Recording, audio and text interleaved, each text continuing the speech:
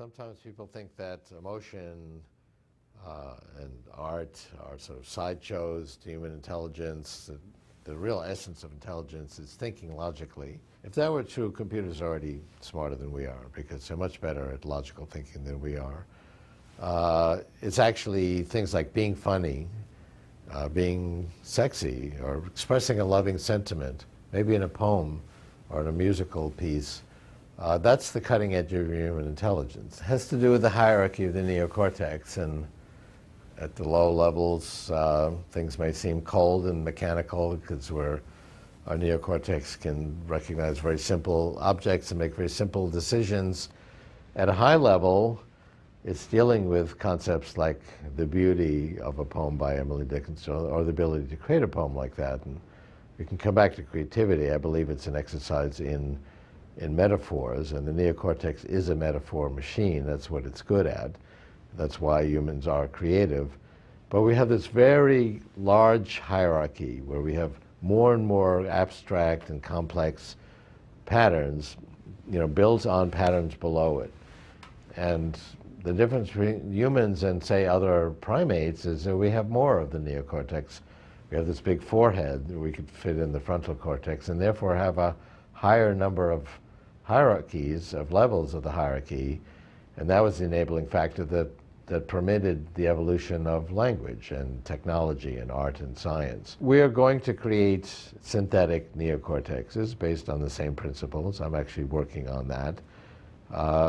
And we've had hierarchical systems like that. I helped pioneer a concept called hierarchical hidden Markov models, which is similar to what happens in the brain, but we only had a few levels. The brain has a very large number of levels, all the way from recognizing edges of objects up to, she's beautiful, or creating a beautiful painting or work of music, or scientific insight. We will create artificial neocortexes that have a comparable number or a greater number. I think the principal application will actually be to extend our own neocortex. We have 300 million pattern recognizers in the neocortex by my estimate. That hierarchy we build ourselves. Each of these pattern recognizers is capable of connecting itself to other neocortexes. To build this hierarchy, we build that hierarchy from the moment we're born or before that. We're constantly building it. But we run up against this limitation of 300 million. We'll be able to extend that and think in the cloud. If you do anything interesting with this, do a search or a language translation, or bring up a map or ask it a question. It doesn't take place in the box. It goes out to the cloud. We're going to put these just really gateways. This is a gateway to the cloud. We're going to put gateways to the cloud in our brains and have more than 300 million. Just like the cloud can give you 1,000 or 1,000,000 computers for a tenth of a second, you need another billion pattern recognizers. You'll be able to access that in the cloud. That's where we're headed.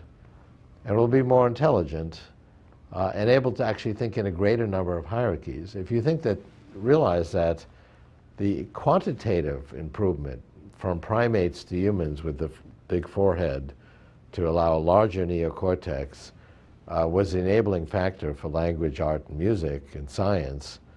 What kind of qualitative leap can we make with another quantitative increase? And that's I think, where we're headed. Sex, I think, is going to stick around. That was an innovation that actually came along with death. Before sexual reproduction, cells were immortal. They never died. They would reproduce asexually. I think we'll keep the sex and get rid of the death. Sexuality has become a form of communication, and it's obviously a rich area of human activity and communication. We have already separated sexuality largely from its biological reproduction. We can have reproduction without sex. We can certainly have sex without reproduction.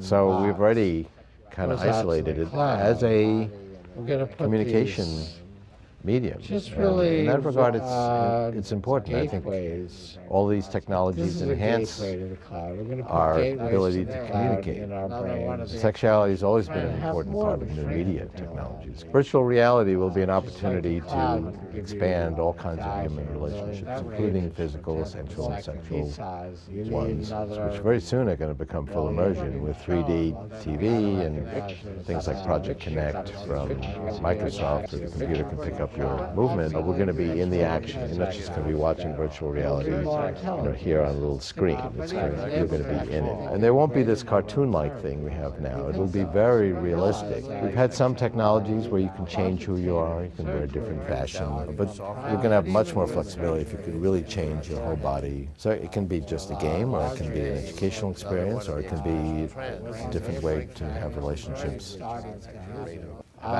Through redundancy. There's a great deal of repetition. We are going to, it's like saying, oh, a forest is much too complex a concept for us to understand. It's got, trillions of branches, millions of trees, and every tree is... We've had hierarchy. Every branch has lots of different twists and turns. 125 million bytes of design information creates well, it's some principle with hundreds of about how similar to what happens organized. We can't redundancy. Only had a few levels. It's actually easier. It's like saying the brain has a very large number of levels. The brain is easier to understand all the way from neurons, trillions of basic technologies to enable us to look inside the brain and see its functioning. Every branch has lots of different twists and turns, and how can we possibly understand that?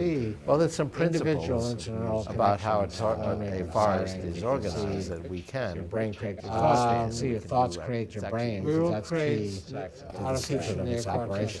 We actually create the connections that constitute the hierarchy of the neocortex. I think we'll keep the sex and get rid of the death. I think we'll keep the sex and get rid of the death. I think we'll keep the sex and get rid of the death. I think we'll keep the sex and get rid of the death. And get rid of the death. And get rid of the death. And get rid of the death.